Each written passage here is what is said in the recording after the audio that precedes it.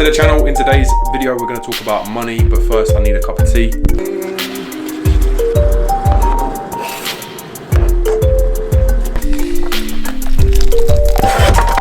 I think I'm feeling the setup though, I can't lie though. This could be the new setup. I feel like it's got potential. It's got potential, you see me? Oh yeah, look at that though. It's the one and only D-O-double-G Snoop Dogg. I wonder if I get copyrighted for that. Right. Anyway, let's get into the video. Today we're going to be talking about passive income, or income streams if you like. We're going to talk about 8 different income streams just to basically walk and talk through some of them so we can get a better understanding on what they are. 9 times out of 10, people are going to have the number one income source in their mind, and that is earned income. So income from working a job. That is what everyone is probably used to. If you're, if you've worked a 9 to 5 all of your life and that's been your only stream of income, earned income is going to be up here. This is what the norm is, right? The 9 to 5, everyone sort of sees that as that normal income, your earned income. Okay, so then number 2 is going to be profit income. So that's income from buying and selling. Break that down into something as simple as, if I went onto Facebook Marketplace and I bought one of these mouses for £10 and then I put it back onto Facebook Marketplace and relisted it as £20 and someone bought it, then obviously the profit that I earn from selling this item is going to be £10, and that is not earned income. I didn't work for that income. I didn't manually do anything. I didn't go trade my time for money, although I probably spent some time listing it back onto Facebook and going to collect it or getting it delivered. So there's obviously time invested there, but that is purely profit income. Okay, so I've used my own money as well to buy this product for £10. I've relisted it for £20, and then obviously I've gained a profit of £10 by doing that transaction. So that's profit income.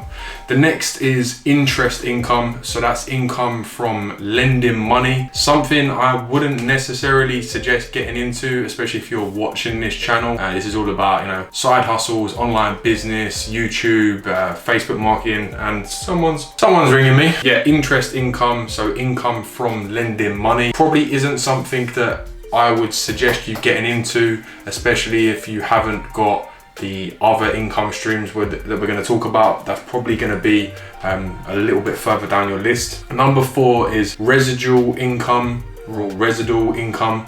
This is when you continue to get paid after the work is done. So that's kind of what my YouTube channel is, for example. So there's a lot of videos that I have obviously put my blood, sweat and tears into a year ago, 2 years ago, and at the time I wasn't getting paid anything for doing that. But now that the channel is monetized and it's making money, that is residual, I can't even pronounce that, residual income. So I've done that work a long time ago, and now I'm reaping the rewards for doing that. Okay, and I think YouTube very much so is that sort of idea that you put all of that work up front, and then you could not earn any money off of that video for months and months and months, and then all of a sudden, bang, it hits the YouTube algorithm, YouTube picks it up, and it starts giving you an influx of money.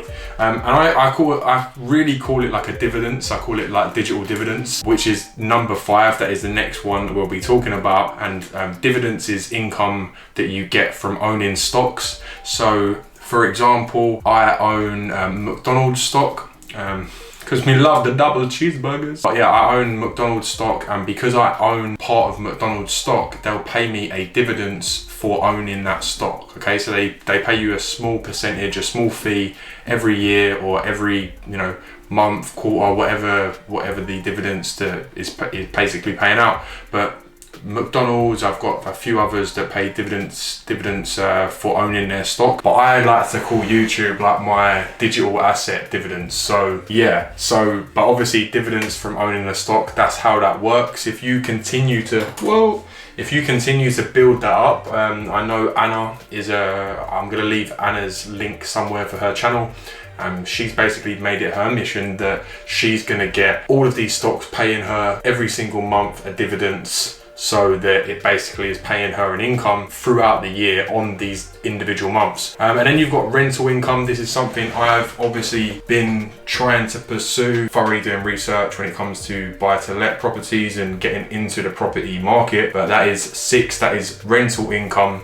So that's income from renting out a house or a room or your drone, for example. I've done that before. I've rented my drone out to someone for the day. It's really just about leveraging your existing assets. So say for example, someone needed a MacBook for the day, and then I'm obviously going to be the answer to their problem, I'm going to be the solution to their problem. If they needed a MacBook, and obviously I come through and I'm like, you can use my MacBook for the day, but it's going to cost you £50. That's obviously rental income. There's someone paying you money to rent one of your assets, and obviously typically it's rental income from owning a property and putting it up onto Rightmove, wherever, and finding a tenant that will pay you on a monthly basis to live in that property. So next is capital gains. So that's assets increasing in value. So if we go back to the whole property side of things, let's say for example I buy a flat for £200,000,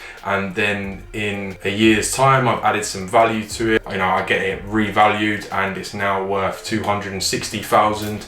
Obviously you probably deduct the money I've spent on the property to bring it up to that standard, but over time it's obviously going to have capital gains because of the market as well. So obviously I am going to have made capital gains on that property. I've paid 200 for it. Let's say I spent 10 grand on a refurb and now it's worth 260. I've made 50 grand in capital gains from that increase in value of that property. And number 8 is royalty income. So that is income from others using your idea. An artist makes a song and then they get played on the radio. They'll get a royalty income for that radio station playing their song on the radio. Okay, and it's the same with artists now. If they then uploaded their song onto a platform that YouTubers like myself might use, there's a subscription based software that I use that I download music from that I won't get copyrighted for. Obviously the people that upload their music to that platform will get paid a royalty income if people use their songs and they download their songs. So that's what royalty income is. Same with me. When I record these type of YouTube videos, I actually upload all of the extra footage and the footage that I think is pretty decent. This probably wouldn't be that attractive, but it may be, you never know. I upload it to platforms like Pexels and these copyright-free platforms that pay you money that when you upload and people download your stuff. So that's a really good other thing. That's something that I do for royalty income. And that is it, people. So hope you enjoyed the video. Hope you got some value from it. If you did, make sure you leave the video a big fat like, smash the subscribe button for the YouTube algorithm, and I'm sure you'll see me in the next video. Take care. Peace.